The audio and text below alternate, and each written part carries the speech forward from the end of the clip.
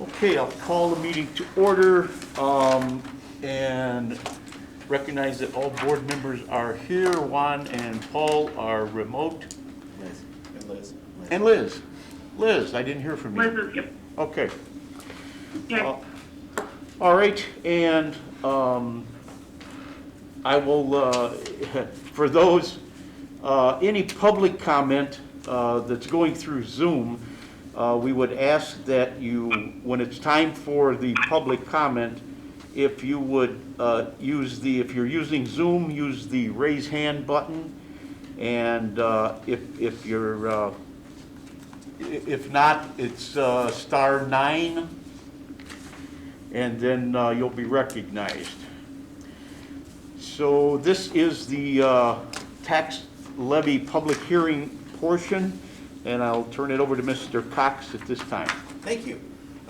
So it's levy time again, and so I always make sure that we pull this out and we treat this special, just because it is such a big deal, right? This is a public school, especially in our school district. It's so heavily financed off of public tax dollars, and so I just want to make sure that as we go through this process, we pull that out and take a look at it. Now, by law, it says that you have to have a special hearing if your aggregate levy is going to go up by more than 5%. A lot of times when you hear about the levy process and you hear about taxes, you hear about this 5%. A taxing body can always go over 5%. They just have to have a hearing like this in order to do so. So the first thing that we can do is to take a look and see if we're actually at a spot where that formal truth in taxation hearing would need to be had in that 5%. Okay? So when we look at that, we're looking at our aggregate levy, which is a comparison of last year's extension to this year's levy without bonding. Okay, so let's take a look and make sure we understand a couple of those terms. Last year's extension is what we really received in tax money. Okay? This year's levy is what we're asking to get next year. So if the difference between those two things goes up by more than 5%, with our bonds backed out of it, then you have to have a formal truth in taxation hearing. So if you look at the big picture this year, the extension last year was $10.6 million. The levy this year is for $11.0 million. It's a 3.7% increase. So again, that's the total. We're asking for $11 million. That includes the amount, the $2.2 million that is needed for debt repayment. Okay. So let's take a look at that aggregate. Let's look at it without that debt figured in. Last year's extension was $8.51 million. This year's aggregate levy is $8.79 million. That's an increase of 3.4%. And so 3.4 being less than 5%, we don't have to have a formal hearing. But again, I like to pull this out and unpack it just to make sure that everybody has a chance to understand where we are and what we're doing. So again, this 3.4% is the one that we determined to see whether or not we're going to have. There's a need for a hearing, and it's less than 5%, so there's no formal hearing. So when we look at how all of this works together and what that, because at the end of the day, this all falls back into tax rate, right? We're property owners here in Beecher. Last year, when we looked at our taxes, the school portion was a 6.47. That's dollars per 100 of assessed value. A lot of times we refer to that as a rate, $6.47. With our estimates from the county, if we're able to have this full extension, or if this full levy turn into an extension to $11 million, we still would anticipate that the tax rate would drop between 8 and 10 cents. And so next year, we're anticipating a tax rate decrease of 1.4%, down to somewhere in the high 630s, maybe in the 638 range. The reason why we talk about anticipated tax rate, is because we don't know for sure. We don't know for sure what the EAV, what the assessment is going to look like. The months of January and February at the county level are filled with putting in exemptions, filing tax objections, and so those people are hard at work trying to determine what that final EAV number is. They'll figure that out about the 1st of April. They'll apply that to our levy, and then we'll finally have our tax rate for our tax bills come May and June. So,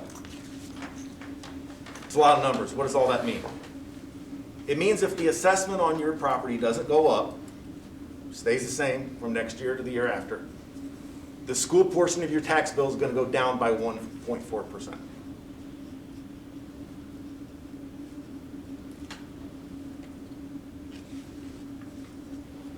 Questions?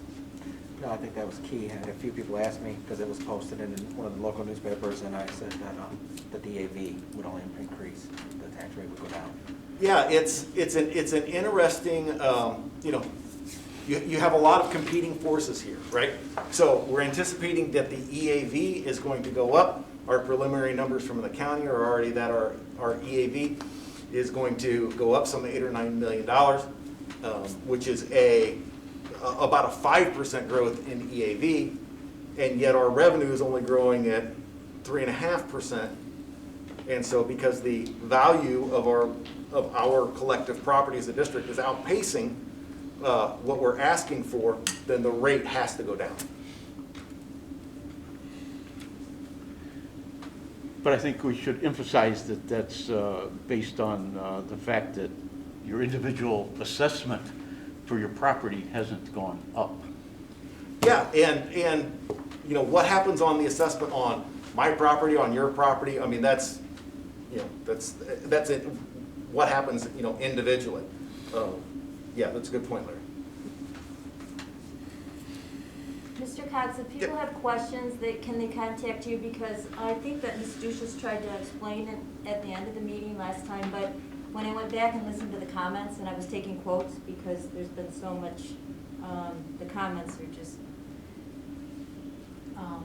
all over the place. So 3 different comments were made after the Finance Committee meeting that they said, don't lower the levy. Somebody said that I was a detriment to the district and a disappointment. So what you're saying is, please make it clear that the tax rate is going to go down. Yep. But we're not lowering the levy. Nobody talked about lowering the levy. Their information is not quite accurate. So let me make sure that everybody understands the environment that we're trying to have this conversation in, right? Okay, so being in southeastern Will County, Beecher 200U is what they refer to as tax capped, which means that PTEL applies. PTEL is Property Tax Extension Limitation Law. What that means is that your levy to extension can only increase by the same amount as the CPI increase. So one of the things that people always make sure that they caution tax cap districts to do is make sure that you're increasing your levy by that CPI number. Because once that happens, you can never get that revenue back. And so anytime that you will have conversations about maybe we should have it be a little bit less than what the CPI, and I believe the CPI that we're estimating is 1.4%. Anytime that you have it that's less than that, then not only will your tax rate drop even more, but the only way to get that revenue back and to get that revenue up and that tax rate up is through the referendum process. And we all know how cumbersome that can be. Yeah, and just to add to that, to emphasize again that the increase that we're recommending, or we recommended out of the Finance Committee at the time of the meeting, was an increase of over 3%.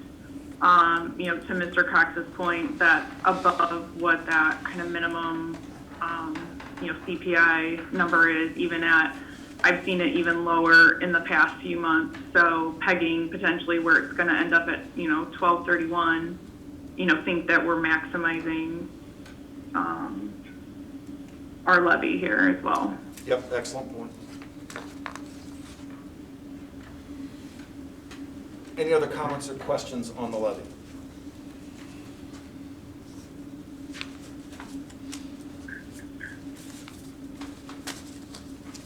Joe, do we have anyone raising their hand out there?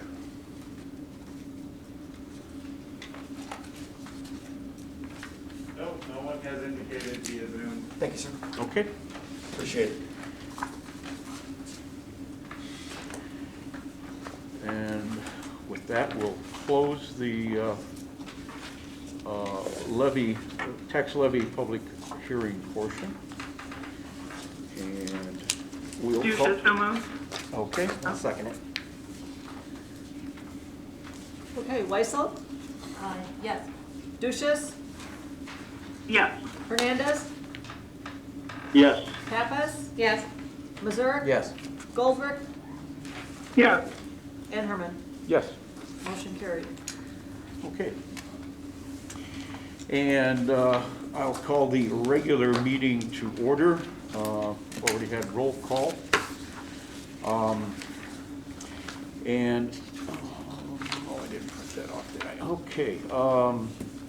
I need a motion to approve the board and committee minutes of the BEA Negotiations Committee meeting minutes of November 9th, 2020, the regular meeting minutes of November 9th, 2020, the special board meeting minutes of November 10th, 2020, the special board meeting minutes of November 19th, 2020, the Facilities Committee meeting minutes of November 23rd, 2020, the Finance Committee meeting minutes of November 23rd, 2020, the BEA Negotiations Committee meeting minutes of November 23rd, 2020, and the Personnel Committee meeting minutes of December 2nd, 2020. Do I have a motion? So moved. Second. Okay, Duchess, Yes. Hernandez, Yes. Pappas, Yes. Missouri, Yes.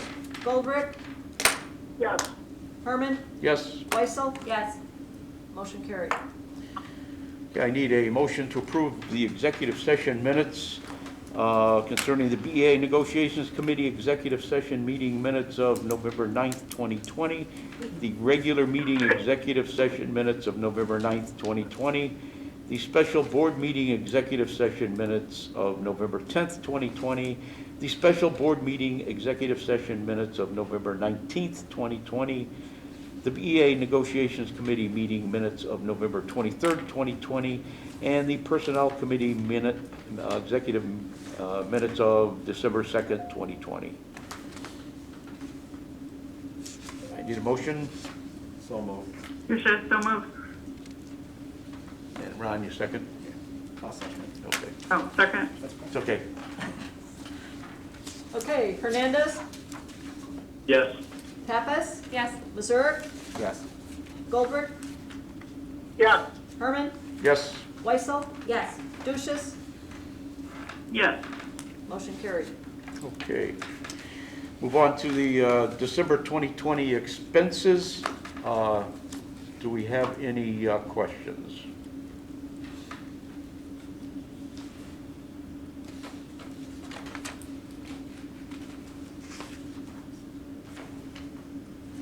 In that case, I need a motion to approve the December 2020 expenses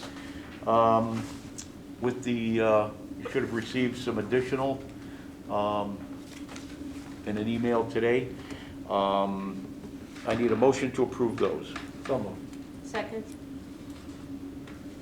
Okay, Pappas, Yes. Missouri, Yes. Goldberg, Yes. Herman, Yes? Weissel, Yes. Duchess, Yes. and Hernandez. Yes. Motion carried. All right, Mike, are you out there? I am. All right. I'll turn it over to you for the treasurer's All report. right. The balance in the Super-Now account on November 30th was $1,567,868.38.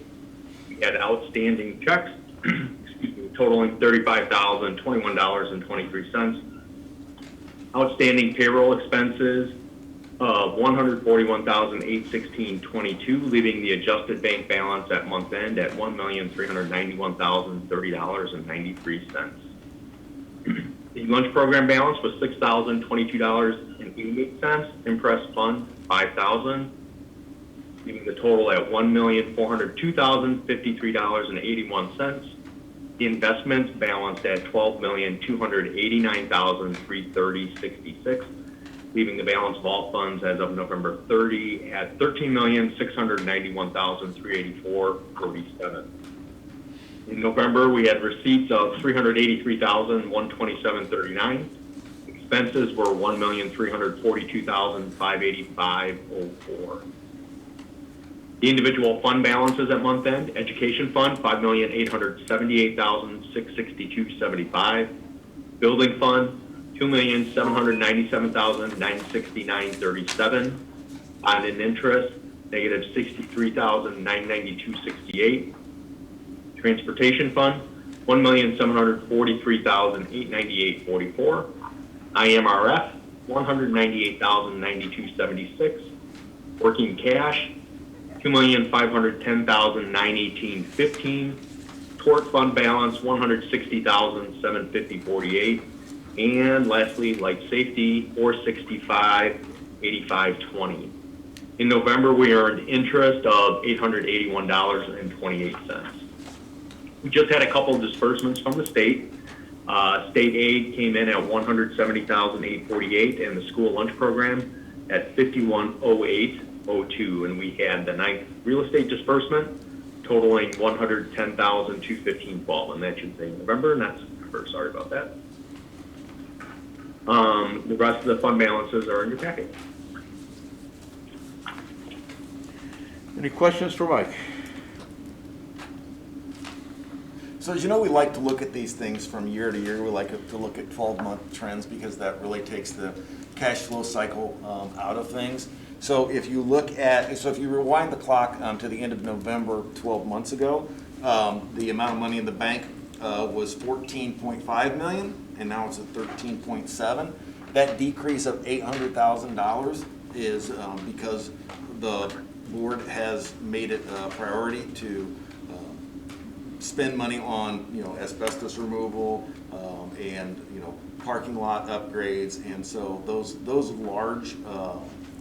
large expenditures are the specific reason for that decrease.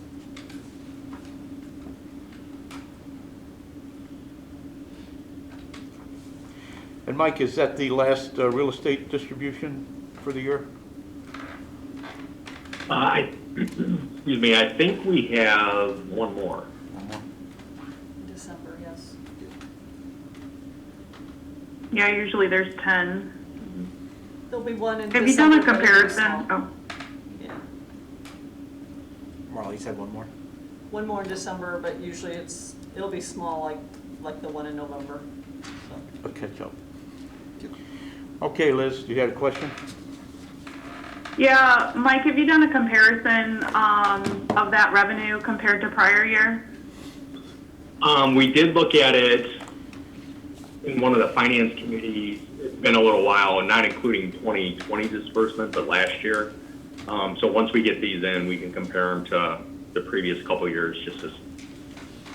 Okay, that would be helpful, and if, whether it's the finance committee or another, at the latest, probably the January board meeting, if we could have that summary in the report too, that would be helpful. Thank you. Any other questions?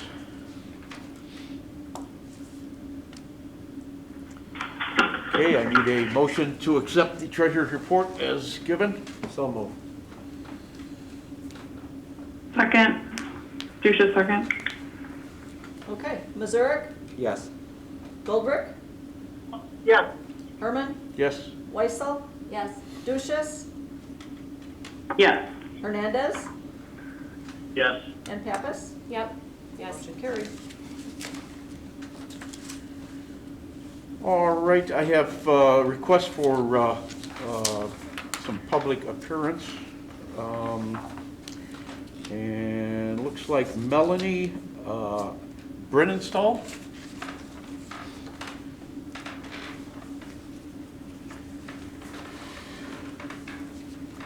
Good evening. Thank you to the board for letting me speak. My name is Melanie Brennenstall. I have 3 children at the elementary school. I first want to say thank you to our teachers and our staff in the district. I know that right now is a difficult time for everyone. I've seen nothing but dedication and ingenuity from our teachers when it comes to this switch to remote learning. They are doing everything they can to help our children, and I appreciate that immensely. So that being said, I'm here because I want to know why our kids were sent home without warning to start remote learning on November 16th and are now being forced to continue this remote learning until the middle of January. The abrupt nature of the administration's decision left no time for parents, students, or teachers to make adjustments or accommodations. So again, my question is simply why. This was not a state mandated shutdown like we saw in March. It was an IDPH recommendation being the word, not mandate. Was it the Thanksgiving holiday, the upcoming gatherings that people were anticipating? If you're assuming everyone went out and the numbers will rise, what did we find out? What do we know now? Probably nothing, because now we don't have contact with families. We don't have those people coming into the classroom to be able to figure out what our numbers are. So, and my guess is only a small number of people are going to call and report if they know they're not coming back till the middle of January. And again, January 11th, you're assuming that people will be quarantining after Christmas, and these are a lot of assumptions we're making. But let's look at the numbers instead of opinions. We have had 27 cases since we began school. Less than 10 have been at the elementary school. Out of about 500 people, we have had less than 10. In my opinion, not a valid reason to be completely remote. Now, I understand if we had teachers and staff out because they were following quarantine guidelines and it wasn't feasible to staff the school. But why are the teachers still in class and our children are sitting at home? That doesn't seem like a staff shortage to me. And if this remote learning mandate is a result of a teacher or staff shortage, why not just tell us that? I could also understand if there was an outbreak of cases. I'm not a monster. I don't want anyone to get sick. I don't want anyone to die. But as far as I know, and I've asked around and asked at the schools, at the elementary school, there has been no surge. And if you anticipated one after Thanksgiving, then why not go back on the 7th and closely monitor the numbers? We would have been no worse off than we are right now. Then if numbers or staffing issues supported it, you could have sent our children home, and probably with more notice than we had last month, giving everyone, parents and teachers, time to adjust. Most of the cases are at the high school, so if this is the case, why are we not keeping the elementary school in person? It is ridiculous to think that the kindergarten, first, even second graders can sit in front of a computer and get the same experience as in the classroom. These young kids need the structure of a school and a teacher physically with them. Older children have a lot of school years under their belt. They can do the work and read the directions pretty independently. A kindergartner cannot. Even as the parent of, I have 2 first graders, and one of them, I pretty much sit next to him the entire morning while he does his work. And I can tell you, it does not even come close to comparing, no matter how hard the teacher is working or how hard my son is working. Surely these crazy times warrant alternative solutions to what we may have done in the past. Why not have one of our teachers out of the 3 in a grade do remote learning exclusively? And you can move that teacher around, so if another teacher has to be quarantined, you have someone that's at home, that's a position, to help with the staffing issue. You follow guidelines from the IDPH, but did you consider our district numbers and our procedural guidelines that we've had in place since August? It's been supported by doctors that schools are not super spreaders, and the CDC has said there is no safer place for kids than in school. Even Mr. Cox in his superintendent blog post has said that our data shows that COVID is not being spread at school. But here we are, able to shop for Christmas presents, run errands, and generally go about our daily lives, but our kids are stuck at home with their world turned upside down. Is in-person learning not essential? To me, it is not only essential, it is imperative to the development of our children. We see the short-term results of depression and the other mental health issues with our children now. Can you imagine what long-term effects lie ahead for us? Going completely remote should have been our last resort as a district, and it seems to have been a first choice in this instance. I feel the administration has thrown away the rest of the calendar year, maybe because it's easier to keep everyone at home than continue the tiresome work of tracing, subbing, and looking for other ways to keep our schools open. We are all tired. I understand. Parents, teachers, administration, students. But now is not the time to throw in the towel. Let those who choose remote learning to continue, and let our students get back into the classroom. Thank you. Have a great day. Thank you. All right, I'm gonna have to ask somebody to leave, You want so. me to step out while they come in? Sure. Yep, that'd be great. What's the name? This is Susan Sawinski.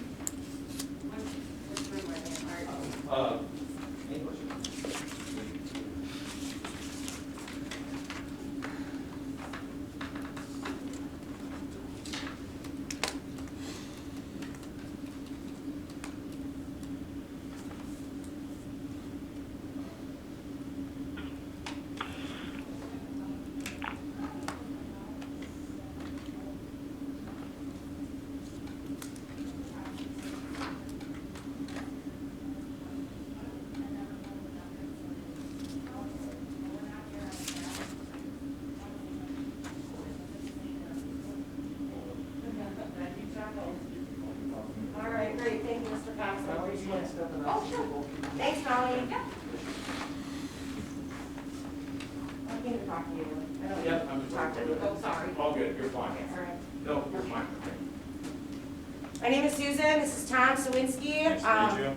Pretty sure many, I don't know if cameras out there know us. We didn't write a speech.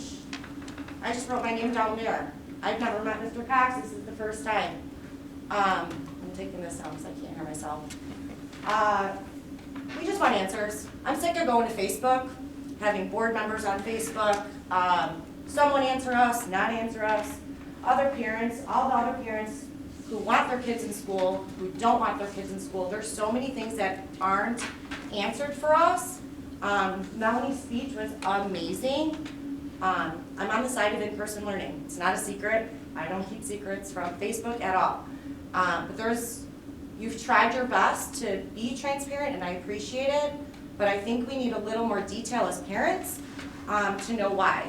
When every other town is hit or miss, there's Grant Park, who is 50-50, then the gentleman in the other room just said, my kid's in Bourbonnais and he's never gone bad.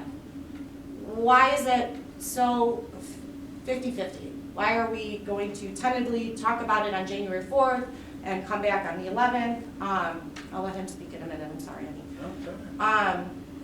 Just confused. I'm coming here as a mom, as a fellow citizen and Beecher. I know there's a lot of parents out there that do think like me, and a lot of parents that don't, and I'm okay with that, and I try to be respectful, but I get a bad rap in this town, which is fine by me too. Like I said, I came here with empathy. I know everybody's in the same boat. I'm not knocking anybody, any parent, any teacher. I appreciate them all.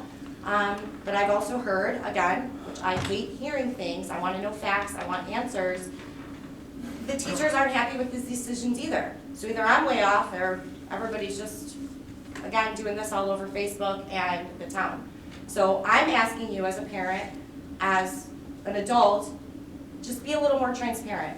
A, B, and C, because I know with the limited amount of people because of the COVID, that 10 people in the room, where are all the teachers?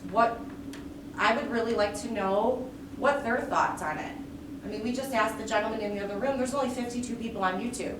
And I'm guilty. I have not logged into any single meeting, maybe one here and skip two and log in one. I haven't been consistent with anything, and this is my first time ever stepping room in this building. So I own that as a member of Beecher, but I just a little more transparency, because if you said it was a staffing issue, which I've heard, we don't know. I didn't know that. Who's making these decisions? Who's making these decisions? I just found out there's 15 janitors in this district. I may be wrong. Again, heard it on Facebook. So is that 5 for each school? Are they all out sick? Are they all infected and they're quarantined?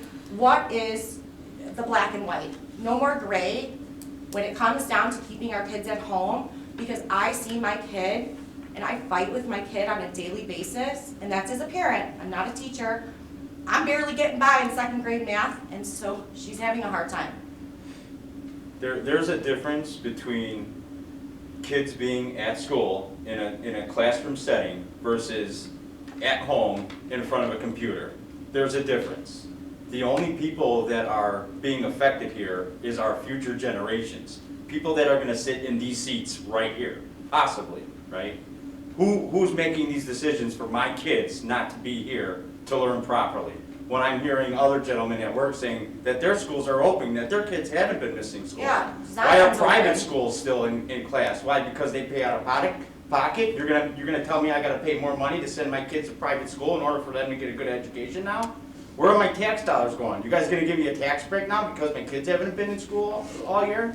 And then if you people think that if you're gonna go along with all this, this mandate and mask stuff, you think this is gonna end on January 1st when this comes up again? I mean, I have a hard time believing it. So, I mean, what's gonna happen then? Like I said, what do we do for all the single moms or the single parents out there that are trying to do this on their own with kids at home?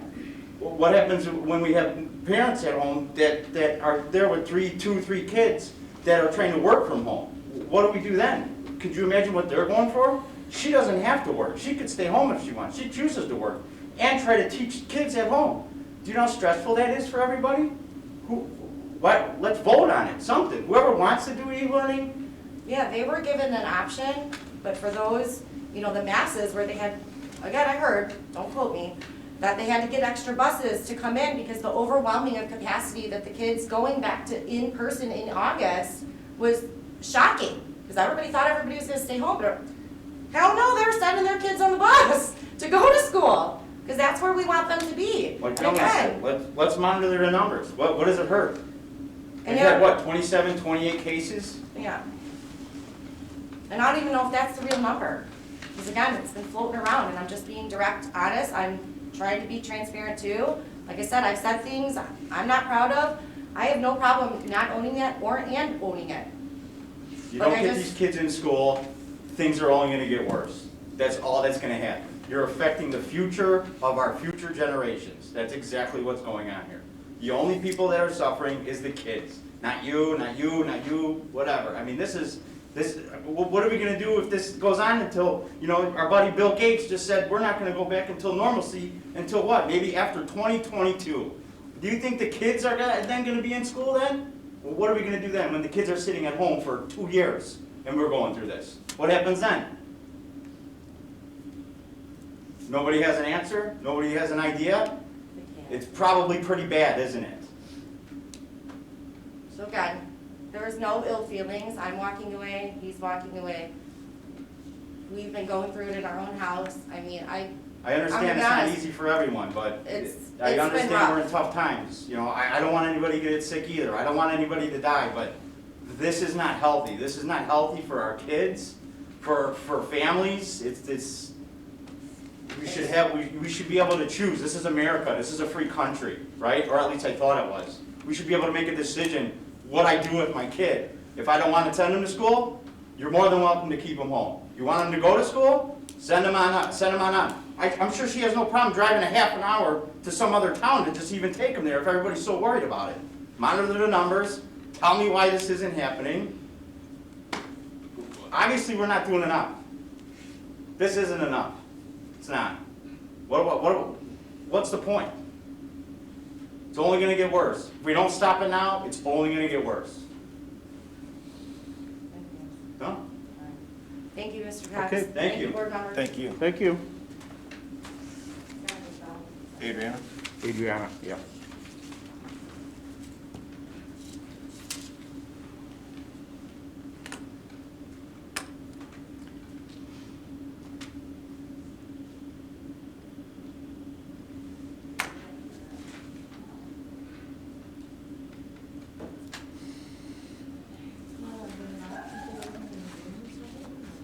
Are there a lot of people waiting in the room? Not a lot, but there are some.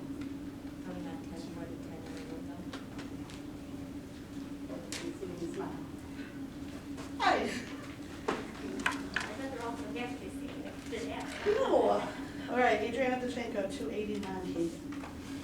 So, Hey, Joanna, could you come in the middle so they can hear you on the speaker? My bad. All right, so first, I just wanted to publicly say this so all the board and the administrators can hear that while there have been bumps in the road and nothing is a perfect scenario, that the pivoting going from all virtual, all in-person to remote has appeared seamless. Like, I'm listening to my kids and they jumped from being in person to being remote, and it seemed like there wasn't a glitch.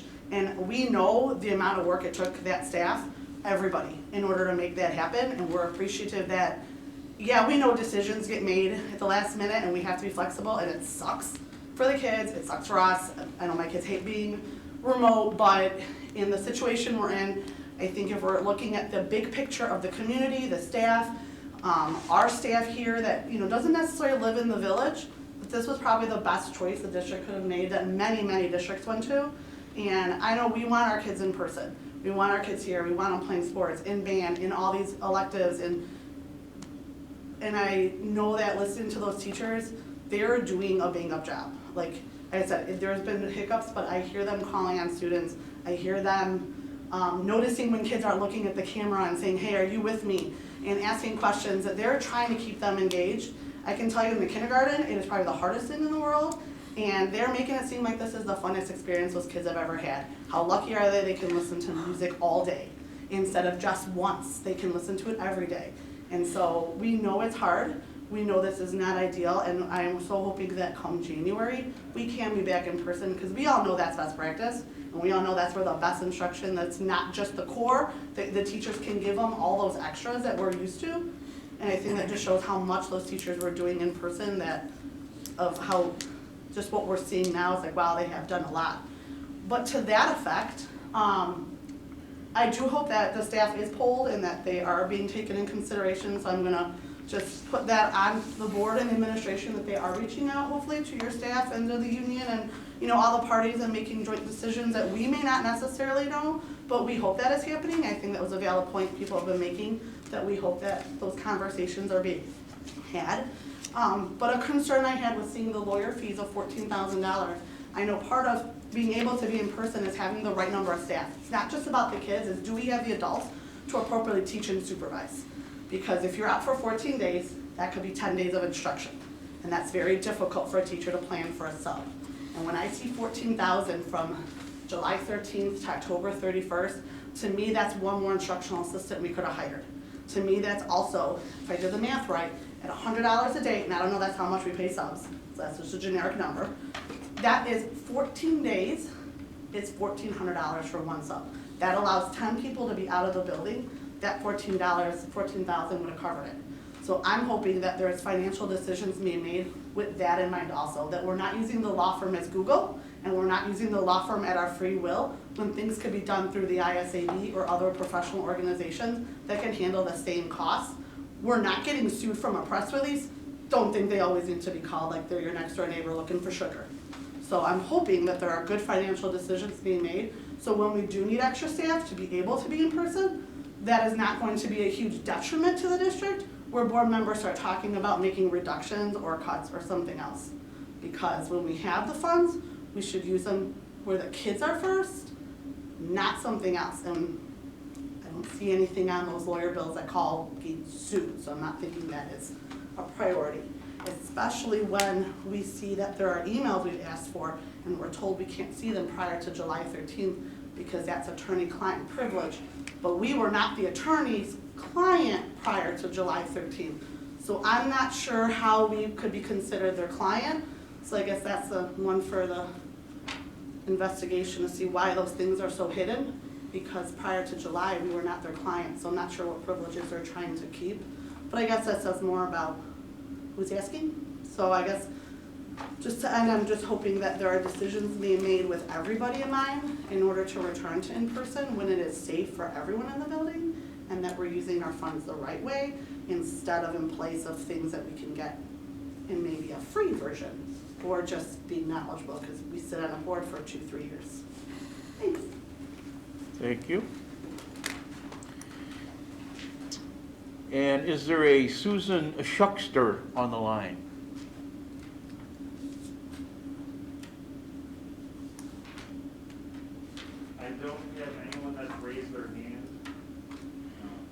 Okay, I have I had an email from a Susan Schuckster. I'm wondering if it was Susan If they want, they can press Sawinski. *9 if they wanted to, All right. Is there a Susan Schuckster online? Maybe in the other room? She came. Schuckster, Shukstor. not visible here. Okay, Their thank- names don't always match, so they don't always put in their names, so they would need to press *9 if they wanted to indicate their which to do. Okay.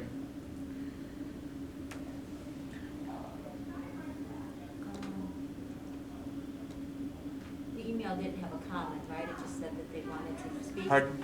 They just said that they wanted to speak, they didn't have a comment. Right.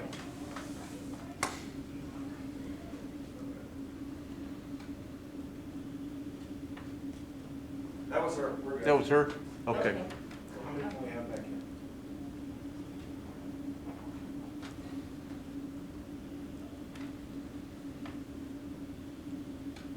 That's the first outbreak, right? Huh? That was the first outbreak. Second, the one with her husband, or her whatever, significant.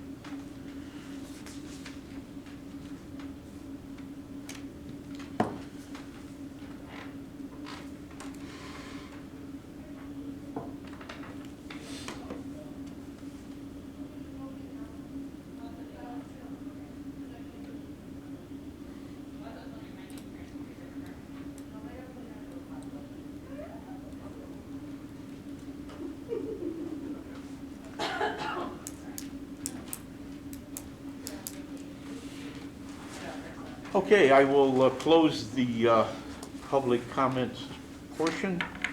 We'll move on to item 8. the- Larry? Yep, go ahead. One that's raising their hand. Yeah, Oh, wait a can we just take a minute and maybe, can I verify something on the phone? There were some questions and comments included through the Zoom. Mr. Duncan, do you want to call on that person to see if they want to take a moment for public comment? Yeah, that Or was read my those? option, but they did use the raise hand feature, so I can, if you want, I can find where they are and unmute them. Okay. We also have a second person that's raised their hand now. Okay, good.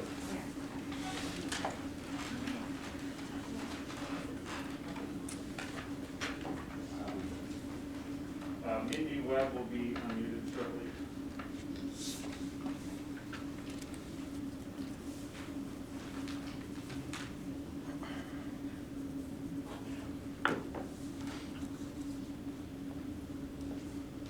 Did you say Mindy? Yes, I'm requesting for her to be unmuted, and she would need to confirm that with her touchpad on her phone. Okay. If she doesn't, I have a second person that would like to speak. So what does Mindy need to do to Thanks for checking. unmute? I think it's *6, but every time I'm sending her the audio command, so I'll send it a third time. Okay. Or *6. Well, she can hear us though, right? She's unmuted. Okay. Yes, I'm unmuted now. Okay, would you Okay, yeah, we can hear you. state your name and address?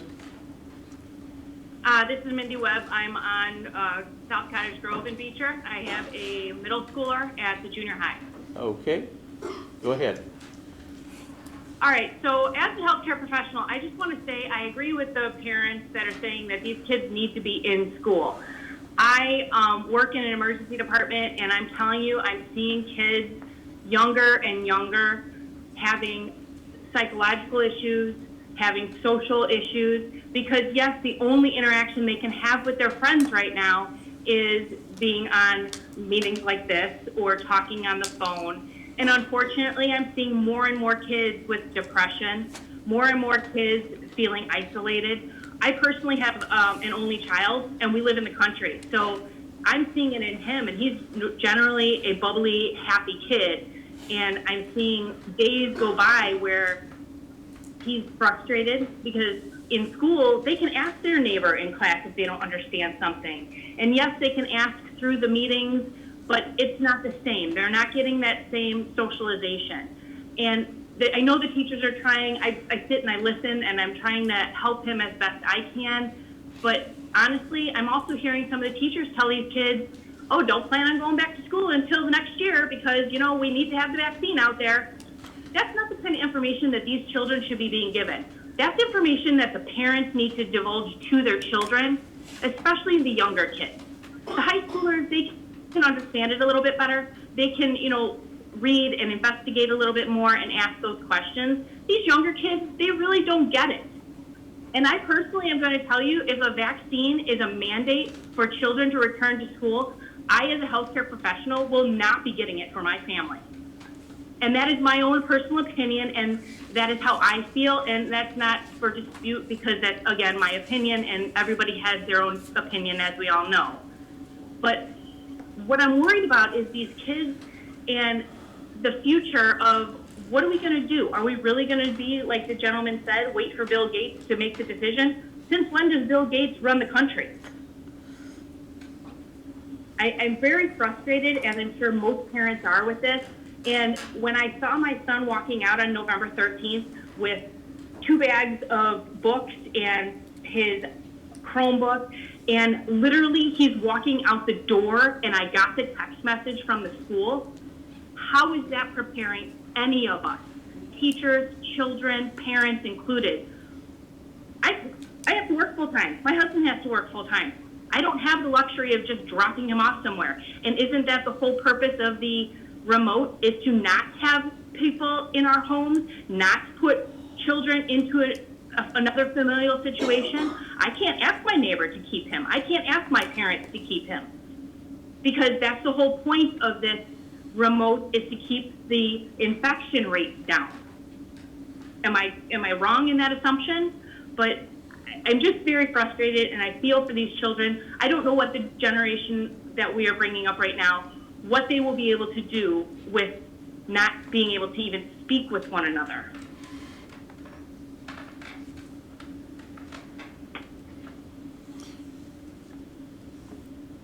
Okay, thank you.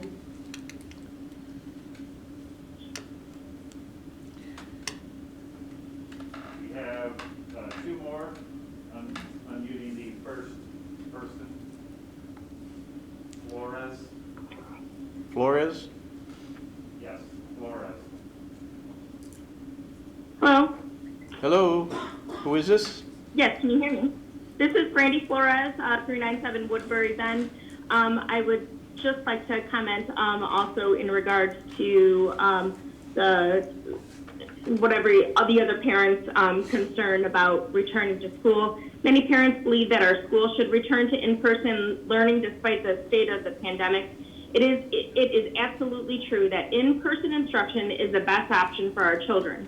I don't think anyone disagrees, especially the schools. As a matter of fact, the first paragraph of the Beecher 200U reopening plan, published back in August, states that in-person attendance is beneficial for the educational, social, and emotional well-being of the students. But it also states that the health and safety of our students and staff is of paramount importance during the pandemic. A comment was made online about how stressed the teachers are during this virtual learning. And what I don't think people do realize is that teachers are just as stressed when they are in the classroom. It's just that the parents at home don't see it when their kids are in class. If the concern is for the teachers and how stressed they are, why would we want to add more stress to them by making them worry about contracting an illness on top of everything else? Correct me if I'm wrong, but one COVID positive student in the elementary school could send a teacher into quarantine for 14 days. One COVID positive student in the high school or junior high could send multiple teachers into quarantine, which is exactly what happened back in October at the high school. Personally, and this is an absolutely no offense to our subs or aides, I would rather have my children learning remotely from their teacher than having them be in person with a sub for 14 days. Since I do regularly attend board meetings, I have been encouraged by all the reports and updates that have been given by our superintendent and by our principals. If parents feel like they are not up to date or they don't know what's going on or aware of situations, I would encourage them to attend meetings or watch meetings regularly so they are better informed and not getting their information just from places like Facebook, which is full of opinions and not really fact. Or send an email to your schools or even the superintendent. I'm sure that he would be more than happy to answer questions and concerns. But being at these meetings, I have heard firsthand about extra cleaning precautions put into place. I have felt safe sending my kids to school this year so far. But now the schools decided that the safest place for our children is at home, and I support that. A school can only control what happens within its walls. It cannot control what happens out in the community. There are hundreds of families that choose to handle this pandemic differently. We've all been given guidelines on how to best protect ourselves, but they're just that, guidelines. And unfortunately, not everyone chooses to follow them. Some families are having parties and get-togethers. Some don't want to wear masks or social distance. And that's their right, and that's their choice, and their opinion. But the school should control what it can, and that is to continue to mitigate the spread of the virus by having students and staff remote during this time that we have the highest numbers of highest number of infections to date. The school should continue to follow the pandemic preparedness policy that they have. They should continue to work with the Will County Health Department and emergency management agencies and make the best decision to return our children to in-person learning only when it is safe to do so. Thank you, and I appreciate your time. Thank you, Brenda.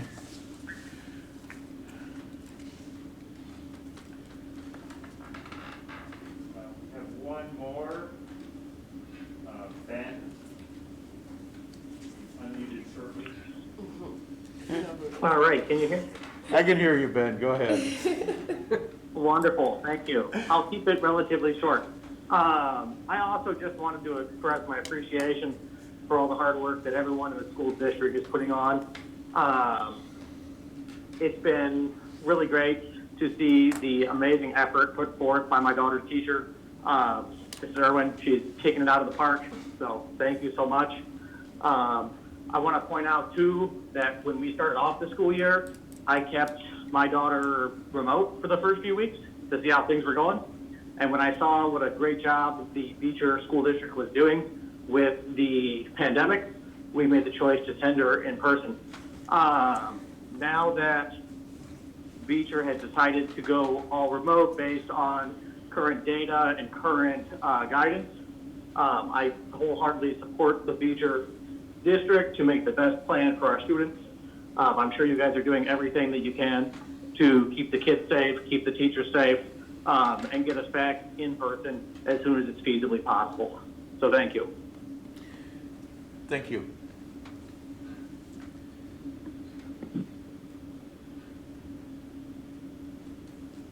Any more, Joe? That's it. That's it? All right, I'll close public comment. We'll move to number 8, fiscal year 2020 audit. And you need to enlarge anything on this, Mr. Cox? No. Okay. We have our auditor set to remote present. And so, Joe, are you in the process of opening his, is he ready to go? I'm sorry, was this for the asbestos? Nope. No, this The is audit. Our auditor. our auditor. Yes, good evening, ladies and gentlemen. There you are. A voice. Wow. Okay. Well, welcome. And the floor is yours. All right, kind of briefly go over the audit and the other reports that our firm issued. Before I start, give you a quick background of what the audit entails. We essentially come out to the district and examine the records. By that, we confirm all cash and investment balances. We confirm any debt balances. We also confirm revenues with local agencies for property taxes, as well as any monies that go through the Illinois State Board of Education and any federal grants as well. In addition to testing the revenues and confirming the cash, we also, on a test basis, examine expenditures of the district not only to make sure that they're the right amount to tracing back to the invoice, but to make sure they're properly approved and recorded for the right amount and in the right funds. We also test payroll and student activity funds as well. And when we conclude all of our testing, we form what we call an opinion. And your district received a clean or unmodified opinion on a cash regulatory basis, meaning your financial statements were presented accurately and all the required footnotes were presented. In addition to the opinion we give on the regulatory, it does note that it was an adverse on the generally accepted accounting principles. However, ISB allows us to report in the fashion that we do, the cash regulatory basis, so therefore we do receive a clean opinion on that. In addition to testing the financials, we also examine the internal controls of the district. By that, we made sure that all expenditures and revenues were properly approved through the chain of command all the way up through the board and approved those at the board level.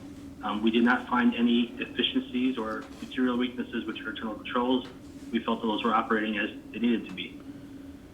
The main report starts on page 6, and it lists the statements of assets and liabilities of the district by fund.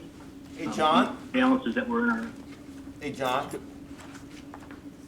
Can you Yes, hear me? sir. Hi, this is Brad Cox, Superintendent of Schools.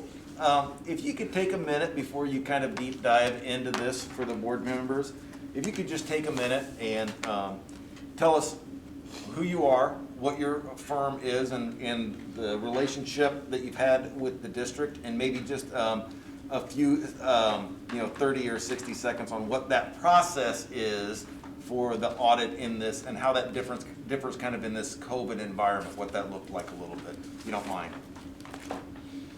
Oh, okay, absolutely. My name is John Michaelis. I'm a partner with the firm, the Smith & Michaelis Co. We've been doing the audit of Beecher for a few years. COVID, as everybody knows, presented a few more challenges this year than before. A lot of the information was sent to the office where we performed a lot of our procedures in-house, but we also came out to the district and examined the records on-site as well. This allowed us to probably investigate a little further because we had more time and to really look through the records, and we had access both on-site and off-site to perform those procedures. And that's really how we determine our opinion on the financials as well as how to prepare the financial numbers.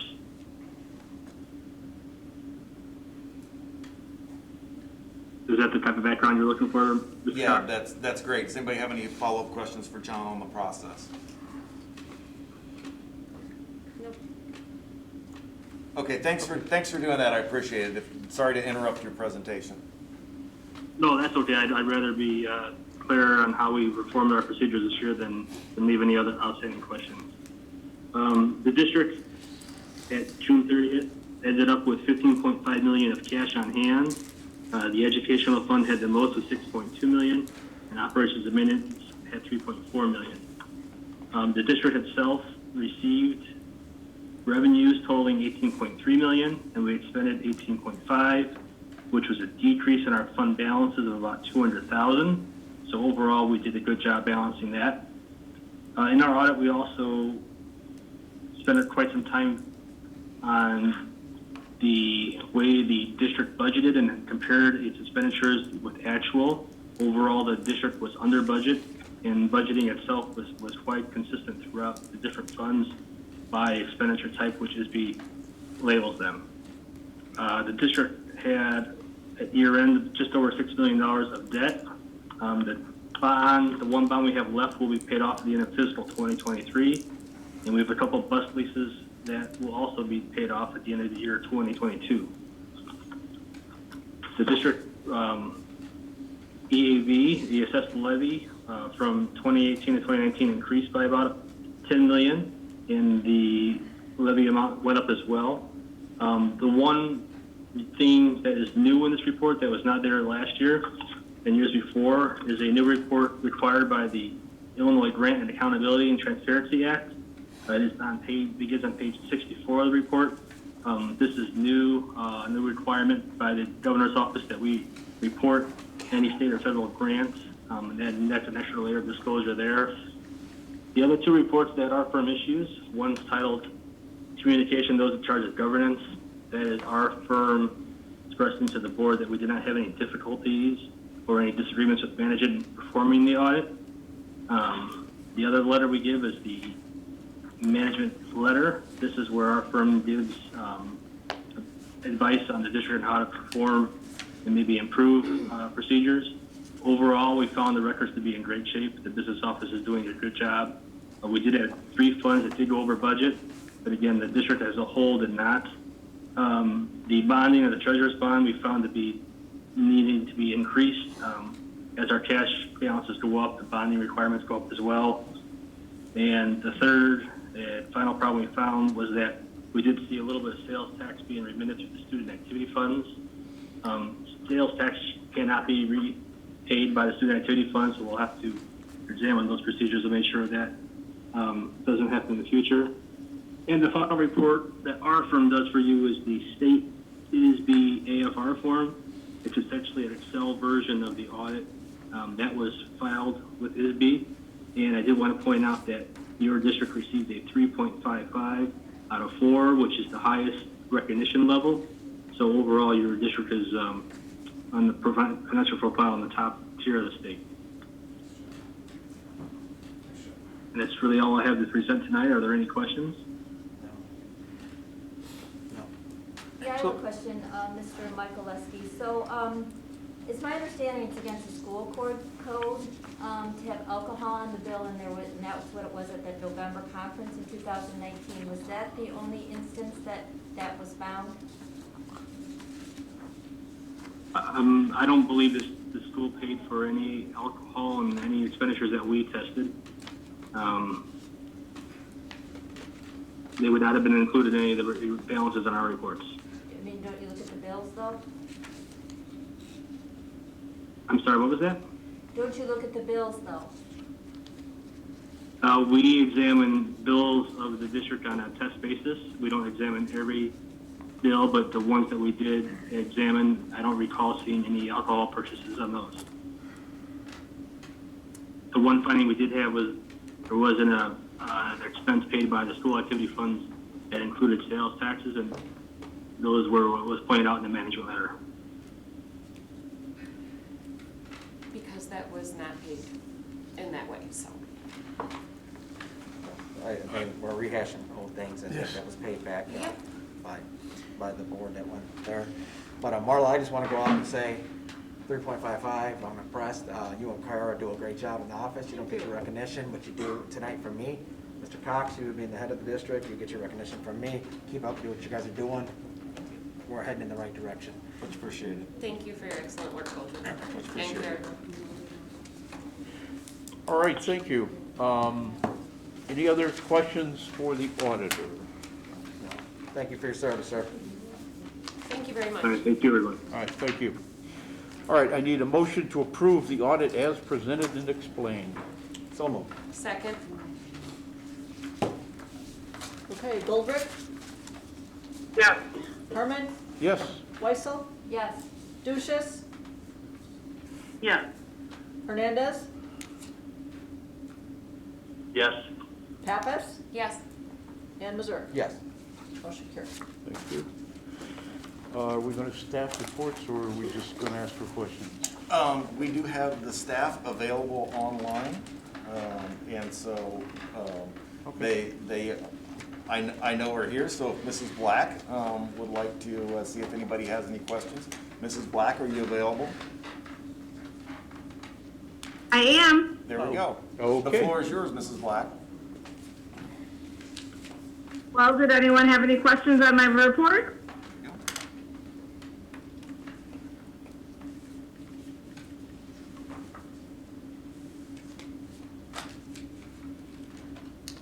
I For me?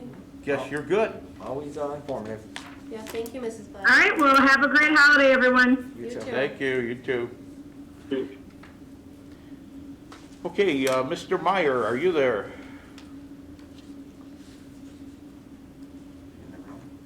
Or is he in the other room? Yeah, I am on the Jack Gaham icon. I will never be Jack Gaham, but I will strive to be Jack Gaham. I expect a big So, report you're in from you the- now. Right? So I just have a couple, you have my report in front of you too, I just have a couple things. The Canwell principals met last Wednesday, excuse me, and we are trying to, I don't think we're gonna do the math contest like we've always had the Canwell math, but we're gonna try to get Canwell spelling, we're gonna try to get Canwell Scholastic Bowl, if everything works out, if we get back in person. But we are trying to look at those particular things, if we can do them safely. The other thing, our informal soccer league that we were supposed to run last year with 5 other schools around this area has suspended play this spring because of all the moving parts within IHSA, within IESA. So they have suspended this year, but they are looking forward to doing the spring of 2022, maybe with even some more schools involved, some more Canwell schools as well. And then the last thing there, we received something from the IESA last week about them not doing well financially, and they are starting a GoFundMe page. So not that we are supporting or pushing that out there, but they are in some financial strife with all the cancellation of our tournaments, from track to basketball to everything else. So that, Mr. Hensley sent that out last week. Wow. That's all I have. Any questions? We can't lose those sports. Well, As you're meeting, Mr. Meyer, Yes. as you're meeting with some of the other, school districts and looking forward and trying to, do potential future in-person options, are the only options for those events in person or some type of virtual co-hosting or, offering both, or some of those things being considered down the road? Yes. Spelling wise would possibly be virtual. We think we could do that if we have, the coaches in one room along with like another staff member. Maybe it's, Mrs. Studer for us and myself at this, so there are 2 people checking words, etc. So we're looking at that virtual. But we're thinking that hopefully Scholastic, and that's usually in March. The Scholastic Bowl usually is the end of April. So if things are going well, by the springtime, we are looking at maybe having that one in person, but maybe having a smaller season, and then maybe just having a tournament. The problem with virtual Scholastic Bowl is we do not have, I think it's called Slam It.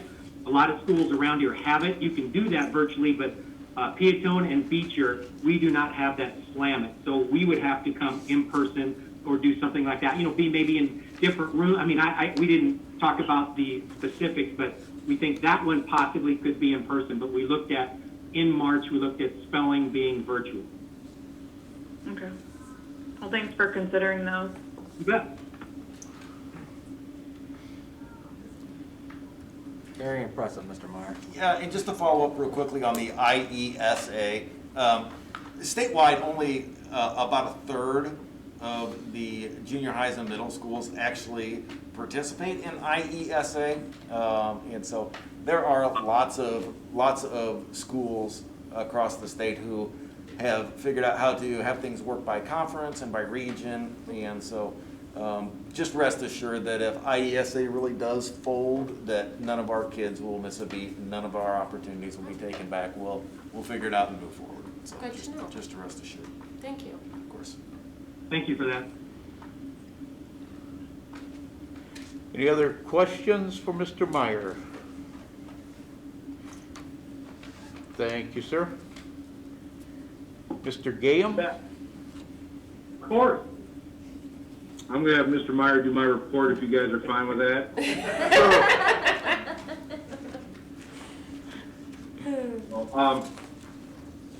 Same story as the other 2. You have my report in front of you. This is finals week, and so I have sent multiple messages to families of failing students who are on the quarter, on the semester, students from 4th quarter who have made up work. Information that, hey, finals are Wednesday and Thursday, you need to have them done, they're mandatory. So I have provided as much communication I can to families, and staff has continued to engage students in that manner as well. So finals are still happening. They are still part of school. So That's the big thing there. I have to say, Mr. Gaham, it's quite funny how you threw Mr. Cox under the bus about the toffee. Absolutely. No Absolutely. Because he made me buy him a candy bar, and I found out he liked the candy bar. So that's what he gets. There you go. He'll have to think about that for the speeches. All about transparency around here.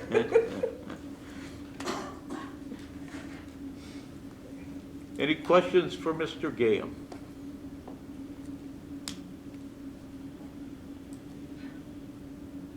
No. I guess you're good to go. Congratulations to Brittany. Thank you for your time. All right, we'll move to Mr. Cox.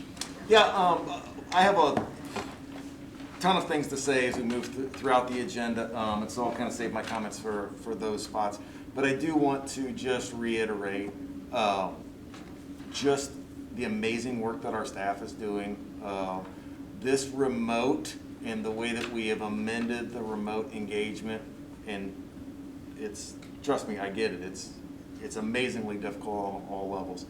The dedication that our staff has had, everybody from our custodians and bus drivers to our assistants and teachers, couldn't be more proud.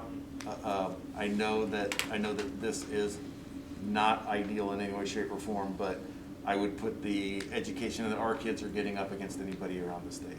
So couldn't be more proud. Thank you. And thank you. Does that just go right into the next? Can I just roll? You can go right along. Okay, fantastic. Reopening plan. So as we look at old business, just want to say a few things and to build on a few things here. We are always going to follow IDPH guidance. I know that currently we're not in a school shutdown. I think when the IDPH came out and said everybody needs to stay inside for the next 3 weeks, that's because the governor died on that hill in the spring, and he's not going to come back out and do that again.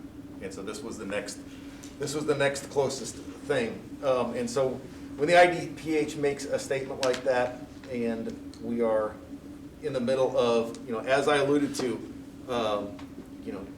in one of my blogs, as soon as we are confident that we can reopen and staff the buildings, there's going to be an option. And I'm going to tell you what, as soon as that happens, we're going to have people on the other side of the coin come to the board meeting. And so just know, I said months and months ago, this whole thing is like a big snow day. It doesn't matter what we do, there are going to be some people who are not going to be happy with it. We're going to make the best decisions that we can for kids and for our staff every day. We're going to do everything we can to get kids on campus, but we're not going to do that until we can do that safely. There was a comment earlier about there have been several comments about talking to the teachers and having their input as we move through this. That's been a huge part of this. We meet with as building principals. They meet constantly with their staffs. As district leadership, I meet with the union leadership team, and so we really are trying to continue that model of teamwork, because we know that the better our team can work together to support kids and to support one another, the better outcomes we're going to have for our kids in every instance, especially this one. And so that I'm again very proud of that teamwork and with that teamwork continuing. To answer another question that was brought up earlier about vaccines, that's not going to be our call. Whether or not things are mandated, how all of that looks and unfolds, I really hope that, I hope that level heads prevail at the state level on that. But again, I'm pretty sure that nobody in this room is going to make that decision. And so we will implement that the best we can. Also, just to make sure everybody's working with the same set of facts, and Marla, you can correct me if I'm wrong, but Zion is actually not open. This week, the remote. They're actually remote as well. And so just to make sure everybody has the same set of facts. So again, we're going to come back in January 4th after Christmas, we're gonna sit down, we're gonna take a look. My position, again, back to the snow day analogy. My position on snow days has always been, and you guys have seen this in action, whatever we can do to be open, that's what we're gonna do. That's my stance on this as well. But we're only gonna do it if we can keep it staffed and we can keep it safe. And so, that's my update on reopening plan. If anybody has any questions on that. So just to make it clear then, that's the administration and the superintendent who are making these decisions, it's not the board is making the reopening plan decisions. According to state law, Right. that decision-making authority rests solely with the superintendent. And so if anybody has any additional thoughts and questions and conversations, please talk to your teacher, talk to your building office and building administrator, talk to the superintendent. We have had, one of the things that I've really been impressed with as a community is the amount of communication and questions, and through those conversations, things get brought up that hadn't been thought of before, and we end up being better. So I would encourage everybody to continue those conversations, so thank you for bringing that up. Thank you. My pleasure. Mr. Cox, I have a few things. Of course. First, again, an echo of the thanks and appreciation to, the administration and leaders and staff, supporting education in this unprecedented time. Not only is it, difficult for the students, but we know kind of those extreme challenges that those teams are facing as well. So thank those teams for that too.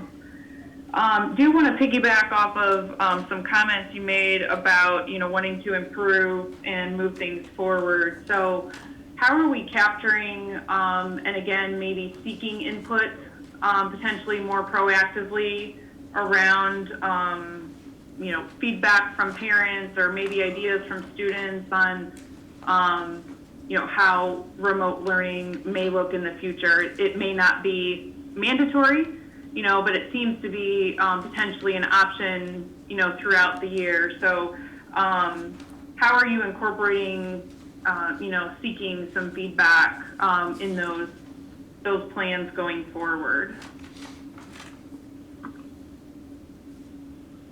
Yeah, I don't think that we have surveyed parents on what their thoughts are on some of that, but that's definitely something that we can have a conversation about internally. Okay, yeah, I would imagine, parents and stakeholders and, the other groups, key groups for that process. And then what about, you mentioned, coming back on the 4th, so we're not going to have a decision potentially, until then, and being remote really that first week. But then what is the decision timing and plan from there? Can you tell us we're going to have a decision by Friday and then we're going to know, for a Monday start? Or, can you kind of put a communication expectation or timeline in front of us? Well, again, we're always subject to IDPH pulling the rug out from under us. But we like to do things with a little more lead time than that. Our model that we used the last time was that we're going to examine exactly where we are on the 4th, and we have every anticipation of making the decision that day. That way everybody has a week to either adjust or keep brace up to the fact that it's going to continue. So, yeah.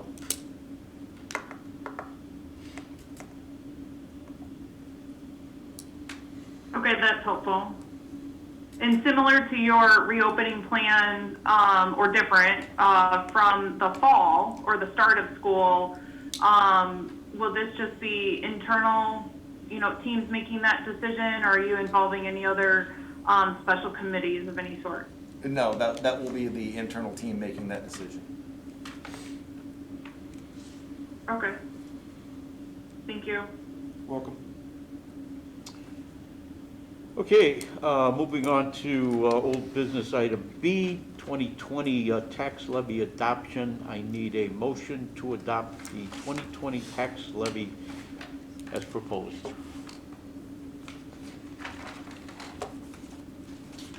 So moved.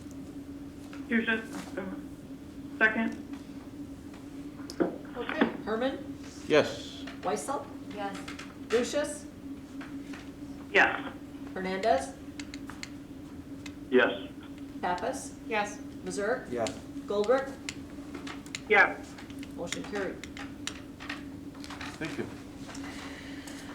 All right, Mr. Cox, can you give us an update on the SRO program and what he's been up to? Yeah, actually, with having the building principals online, they have been working more closely with the SRO than I, so I will give the building principals the opportunity to handle that update. Take it away, building principals, ready to go. Wake up. All right, again, I have Mr. Meyer here with me, so he's looking over my shoulder, making sure I don't make any mistakes. If I say out, he can hit me. So during this time, obviously, we don't have students in the building, except, well, over these last few weeks. But I can tell you some of the things that we have used him for. First off, we have pushed him into the driver's education classes. He did a presentation to all of those on traffic laws, just what it's, what's the expectation if you were to get pulled over, what are some general rules of the road and things like that. Both the teachers had very positive reviews. Mr. Ogden sat in on one of those, I sat on one of those. So it was a nice big step forward in starting to build those relationships. Obviously, once COVID hit, we kind of haven't been able to engage with kids. He has a plan in place, and he has a presentation for drugs and alcohol that will be presented to the health classes. And so when we get back, he's going to be pushing into those. In terms of remote, he has been primarily doing a lot of home visits for the high school, whether he delivers a truancy letter or he just checks in on families. Sometimes we don't have we don't have the luxury of waiting until the end of the week for a bus to come and take our material. So he's been very, very good about checking in, delivering hotspots to families, computers to families, paint if they needed paint apparently for home ec, things like that. He also has done police work for us. I don't know if it's public knowledge, but the high school did get egged, and he was able to work with myself and Officer Leroy, and the three of us figured out who the vandals were, and so he did some time handling that. And then the last big thing that we're doing is we're working together with the Will County Sheriff's Department. Oh, I'm sorry, two other things. But he's working with the Will County Sheriff's Department to put together a presentation we're going to send out to families. It's really from the Will County Sheriff's Department. It's not so much Beecher, but it's on sexting and the importance of talking to your kids about appropriate interactions with other students, whether it's on the phone or on the computer. I did forget to mention part of the truancy issue that we're having. He did take it upon himself to kind of seek some other truancy notices from the surrounding areas and some of the verbiage that Beecher has, because right now the lady at Will County is very, very clear that because of COVID, if kids aren't logging on, they're not going to do a whole lot about it. And so we need to find some kind of way to kind of light a fire. So we did find some verbiage. He has taken it to the village to hopefully adopt a new truancy program for the whole town. So maybe we can approach that avenue of student engagement. That's what he's doing at the high school. I'll let Mr. Meyer go from there. I'd just like to echo what Mr. Gaham said, and we agree. A lot of the things I have on my list is the same things he just said. We are also going to push him in third quarter into the health classroom about the drugs. He has a PowerPoint that he gave me to look over. It was just a rough draft, so that's what I'm looking over now. When we had the hybrid schedule as well, he helped with our bus evacuation for the junior high. He's helped with lineup of vehicles at dismissal. He's been there in the morning as well. Delivery of truancy letters, delivery of Chromebooks, retention letters that were returned that they did not sign for, well-being checks. He stops in about 3 or 4 times a week discussing issues, also updates me on adjustments to students. So those are the things that I had that he helps with me at the junior high. As for me at the elementary school, a lot of those things are similar as far as helping out with deliveries and helping out with maybe helping to engage students a little bit more in the learning process. He definitely does that. Also, he will be heading into classrooms in the second semester. We had plans to do a first semester, but then this remote learning situation kind of stopped us from doing that. We're talking about peer pressure and things like that, starting that relationship with each classroom. Also, he has helped at our drop-off and pickup immensely as far as making sure that parents are following the rules, making sure that things are safe out in the crosswalk area. Along those same lines, he's also sent out some verbiage about seatbelt laws, and he and one of the other officers were there a couple of days making sure that students were being buckled in safely on the way to and from school. All right, thank you. Any questions from the board?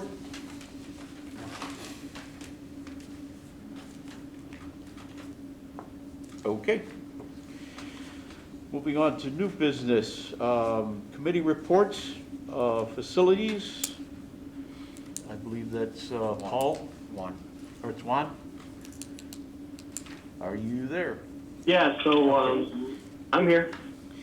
So we had a facilities meeting to kind of discuss some pressing issues that needed to be taken care of. One being some concrete flat work that needs to be done in the elementary school. And we're ready to make a recommendation to the board for that. Second thing we looked at was also continuing our phase 2 asbestos removal. And we're ready to move forward, make a recommendation with that to move forward, and also look at a couple other areas that a boiler and the industrial arts room. And that should make the high school totally asbestos free. Am I right on that, Mr. Cox? I believe that there are 5 areas that contain asbestos, but the 2 that you listed are the major ones. Okay. And we worked on that, and they're supposed to be getting prices on that together. So probably look at a whole project of no more than $500,000, all in, all out. Yeah, I would think say we that also looked at a few other also looked at a few other projects that we'll look at after winter, like the roofs that are leaking, have a couple issues there, but some patchwork was done to hold that off till after the winter, and the high school student parking lot after winter.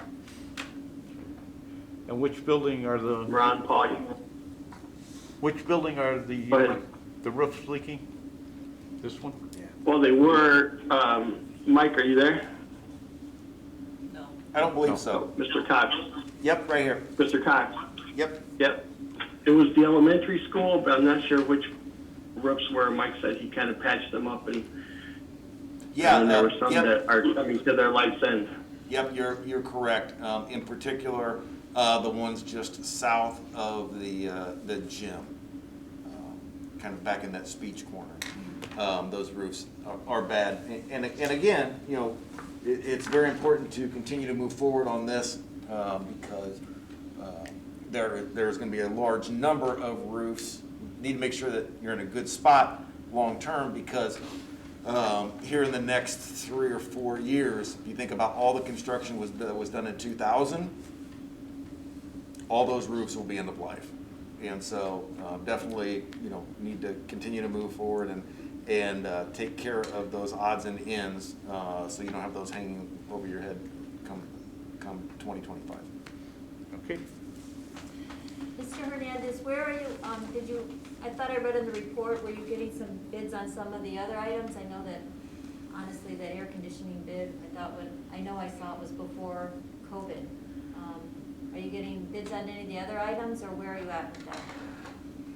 Yes, so Mr. Cox, you want to take that? I know we're working on putting together a proposal for air conditioning and the new track project, but those are pretty detailed processes to get all the work that needs to be done onto one concise report. Yeah, I would say that in January there would probably be another building committee meeting to discuss some of those issues, to examine some of the other functionality issues that continue to exist in on campus. You know, kindergartners not having restrooms in the classroom and that kind of thing. And so I would assume that we'll continue those conversations very shortly.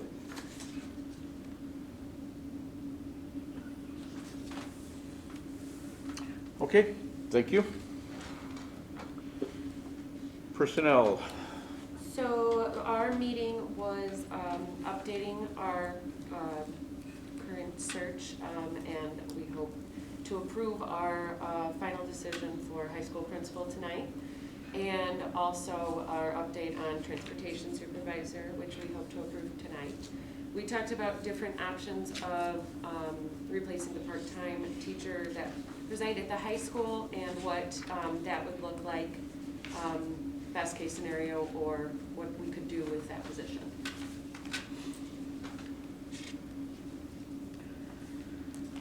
Any questions?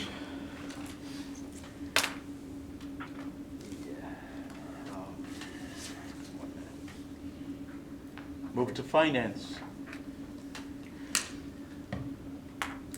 Yeah, the meeting was in November, from November 23rd. We had reviewed the tax levy that was presented tonight, reviewed some questions around those assumptions with the team, and brought forth that recommendation that's been approved earlier.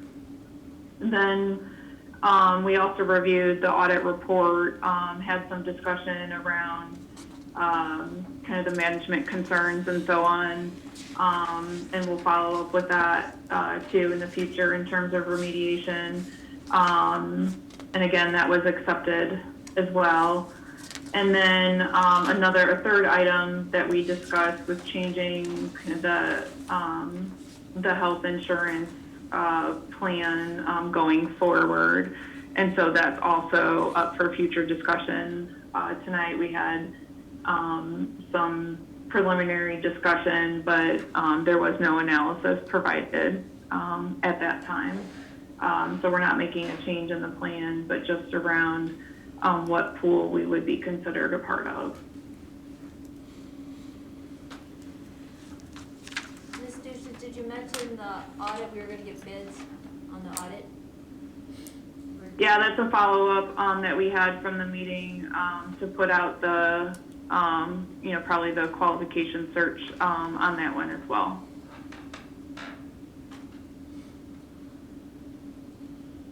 So I haven't received anything back from Mr. Cox on that timeline or plan. So we can meet once he gives us that information. Yep, I can certainly get that to you. Thanks, Carla. Okay, any other questions? Mm-mm.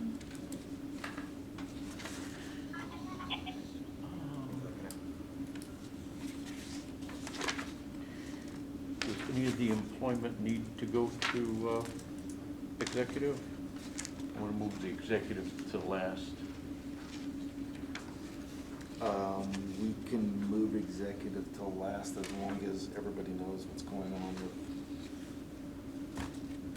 with all of the employment pieces. The other employment pieces, yes, okay.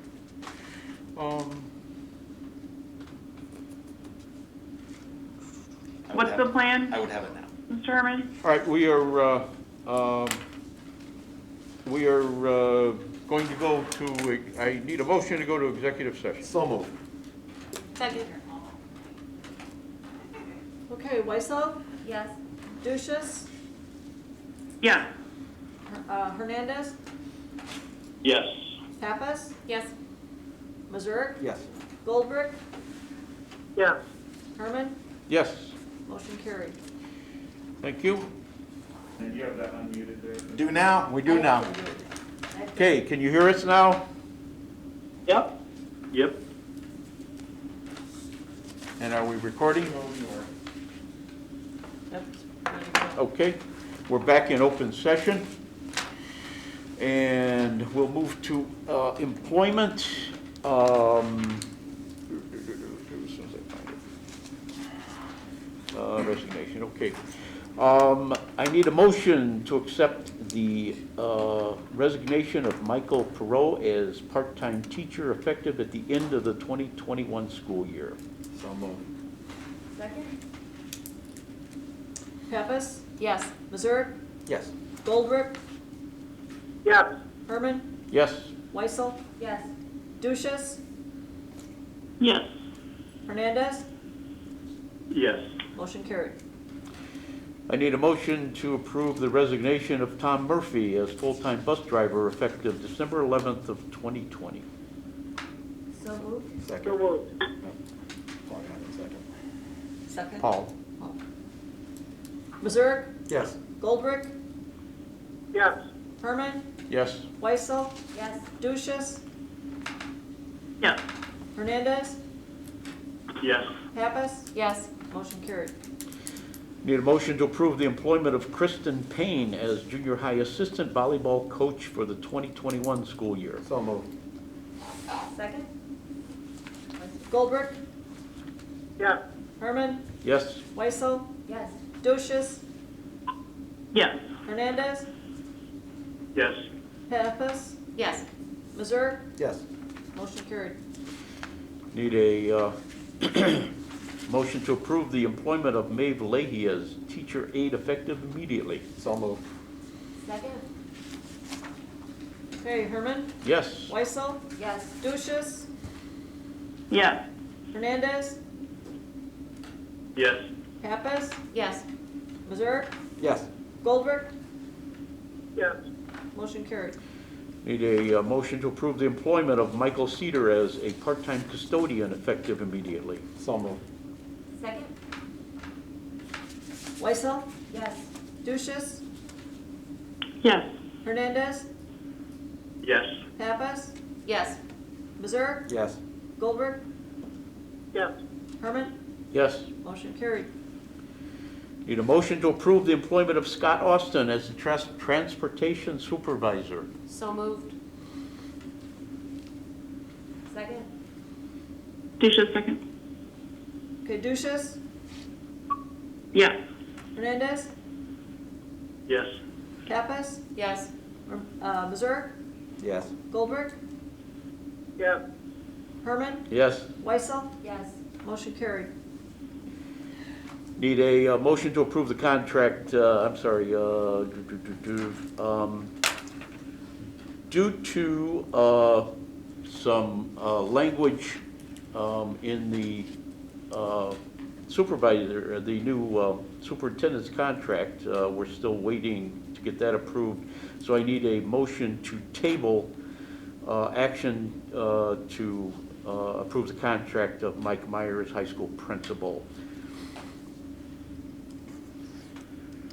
So moved. Duchess, just second. Okay, Hernandez? Yes. Pappas? Yes. Missouri? Yes. Goldrick? Yes. Herman? Yes. Weissel? Yes. Duchess? Yes. Motion carried. Need a motion to approve the BEA contract agreement and non-certified salary schedules for the 2021 and 21-22 school years as presented. I think we need to restate that, Okay. the salary schedules for fiscal year 22 and 23. So I it's thought you actually, said 20 and 21. so it is, it's for 21, which is this year, and 22, which is next year. Yep. It should be right as it's stated, I believe, Liz. Okay, then I'm just reading the document wrong.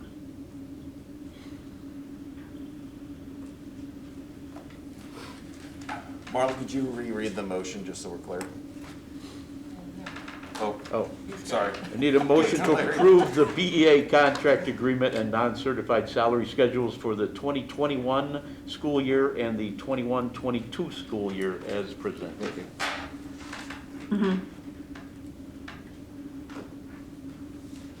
Need a motion? Is that Just so moved. Second. You have a question? there was, because there's portions in there that were for this school year.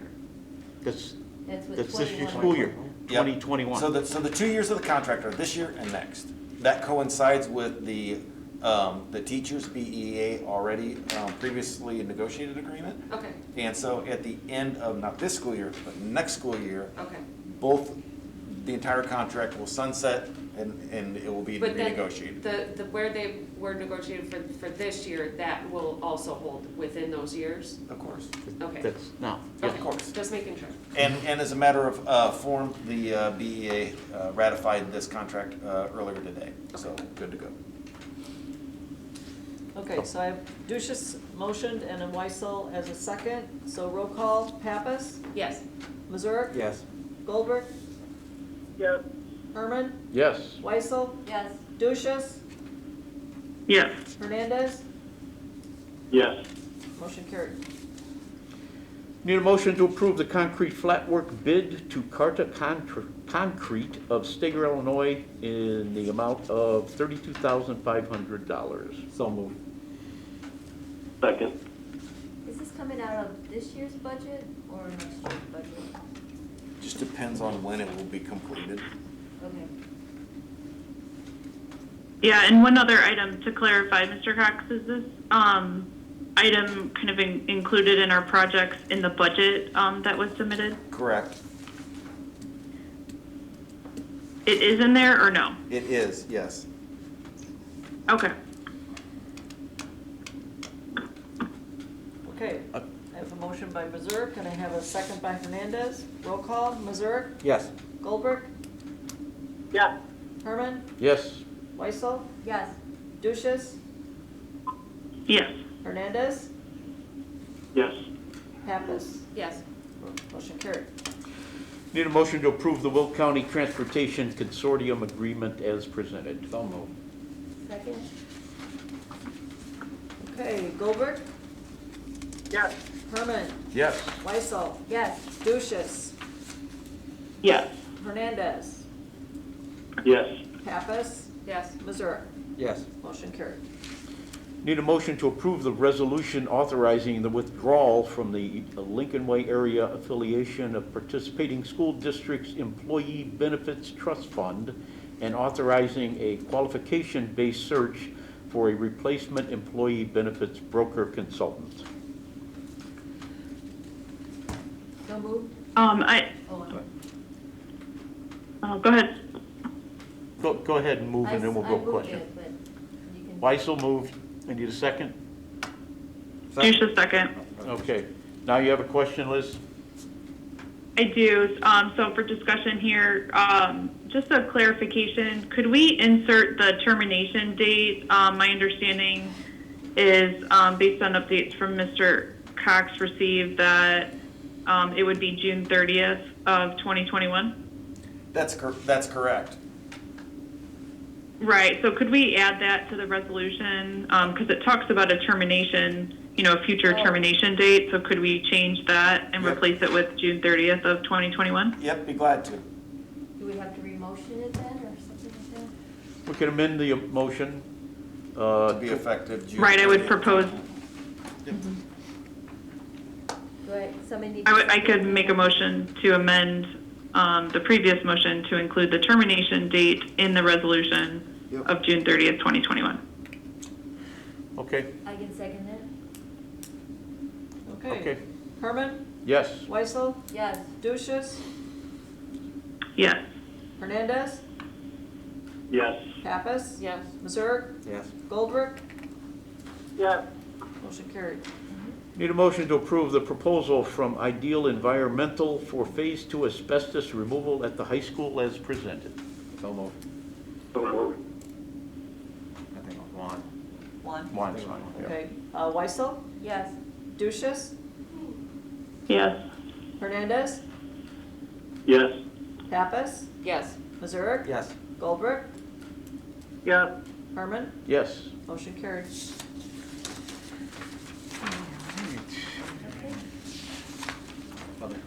Just to let everybody know, in other business, that we'll be having a policy meeting on January 4th at 5 o'clock.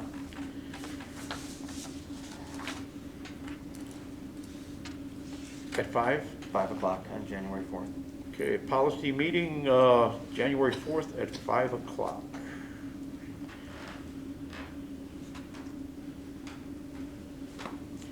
Any other items? How are we gonna approach that? There's so many pages, are we? It's 101 pages, I was just wondering. There's really 5 issues that you're looking at. Can we address Thursday night? This Thursday? Yes. Okay. And there will be a special board meeting for Thursday, December 17th at 7 o'clock to address the administrative contracts. Fantastic. As another follow-up from another committee meeting, Mr. Cox, have you had any other FOIA concerns, shared that we should be aware of? There were some concerns and comments at that meeting, so just wanted to see if those have been addressed. No, I think that all of the FOIA issues have been addressed. We continue to redact any documents as need be. We, as an organization, try to be as transparent as possible, but we also, follow all the legal guidelines that go along with that, and we'll continue to do so. So, no issues. Thank you.